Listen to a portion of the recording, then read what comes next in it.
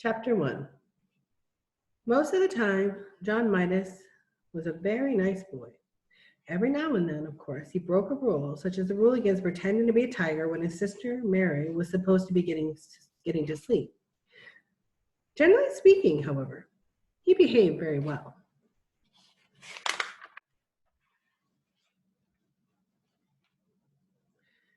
He should have behaved better.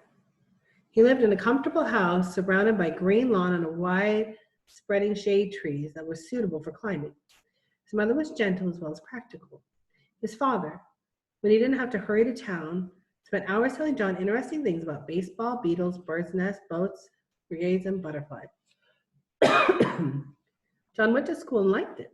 His teacher, Miss Plimsoll, was fairly easy to get along with, as long as he did careful work. He had received a new shiny gold trumpet and music lessons as a going to school present. Mrs. Quaver, the music teacher, soon agreed to let him play small parts, a few notes at a time, in the school orchestra. Finally, there was Susan Buttercup, who was in his class. Susan had soft yellow curls, round pink cheeks, blue eyes, and one of the best collections of marbles in the neighborhood. John should have been completely well behaved, but he wasn't. He had one bad fault. He was a pig about candy. Cotton candy, licorice, all sorts. Old-fashioned toffee. Show me a picture. Candied. Orange and lemon slices, Cracker Jack, jelly beans, fudge, blackcurrant lozenges for ticklish throats, nougat, maroon glaces, acid drops, peppermint sticks, lollipops, marshmallows, and, above all, chocolates. He devoured them all. While the other boys and girls spent their money on model airplanes, magazines, skipping ropes, and pet lizards, John studied candy counter. All his money went to candy, and all his candy went to himself. He never shared it. John Midas was candy mad. At lunch one Saturday, Mrs. Midas noticed a couple of little red spots on the end of John's nose. "Look," she said to Mr. Midas, "John has spots." Mr. Midas leaned forward to look at them. He gravely shook his head and clicked his tongue. John tried to look too. It was very difficult to see the end of your own nose without a mirror, unless you happen to be an elephant with a long nose that you can bend and double. When John tried to look at the end of his nose, first with one eye, then with the other, then with both altogether, all he could see was a pink blur. Besides, trying to look at something so close made his eyes ache. "I can't see any spots, Mother," John said. "Well, I can," Mr. Midas said. "Just because you don't see a thing that isn't always means it isn't there. Try feeling the end of your nose with your finger." John rubbed his finger over the tip of his nose and felt a bit rough. "It may be measles," said Mrs. Midas said anxiously. She placed her hand on John's forehead to feel whether he was warmer than usual. "But I don't think he has a temperature," she decided. "I suspect John has been eating too much candy again," Mr. Midas said. "Have you been eating candy this morning, John?" "Some," John admitted. "What?" Mr. Midas asked. "Well," John replied, "I had a few cream delights. Susan gave them to me." "Anything else?" Mr. Midas asked. "A little toffee crunch," John said. "And what else?" Mr. Midas asked, beginning to look cross. John's ears grew red. He knew he wasn't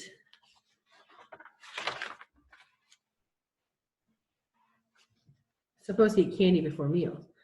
"Only hardly anything else," he said. "John!" Mr. Midas said, and his son recognized the tone. It meant that John had to tell everything. It turned out that John had been around to see most of his friends and had managed to get candy from nearly all of them. The list he recited was a long one. "No wonder you have spots," Mr. Midas commented at last. "I think we better take John to see Dr. Cranium," he said to Mrs. Midas. Dr. Cranium was a tall, thin man with a bald head and a gray mustache. He looked through his glasses at John and said, "He eats lots of candy," Mr. Midas said. "He hasn't been eating his meals properly," Mrs. Midas said. "That's just what I thought," Dr. Cranium said. "I can tell by looking at him that he eats too much candy." The doctor shone a little electric light at John's right ear. Then he shone it into his left ear. Then he shone it in John's nose. He told John to open wide and say, "Ah." Then he shone the light into John's mouth. Much too much candy. Gracious me, he seems to be full of candy. Told John to sit down and relax. Then he picked up a small rubber head hammer and gave John a tap on the right knee, just below the joint. John's foot gave a weak kick. John giggled. Nothing to laugh about, Mr. Midas said. No, John, the doctor probed him. A healthy little boy who didn't eat too much candy would kick harder than that. I'm sorry, John said politely, but I can kick harder if you want me to. He gave a sudden high kick, which knocked him in the hammer out of John Cranium's hand, landed on his rubber head, and bounced across the room. John! Exclaimed Mrs. Midas. So sorry, Dr. Cranium.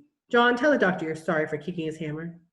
Sorry I kicked your hammer, John said. I recommend less candy, Dr. Cranium told Mr. and Mrs. Midas. An upset stomach can lead to all sorts of complications. On the way home, Mrs. Midas tried to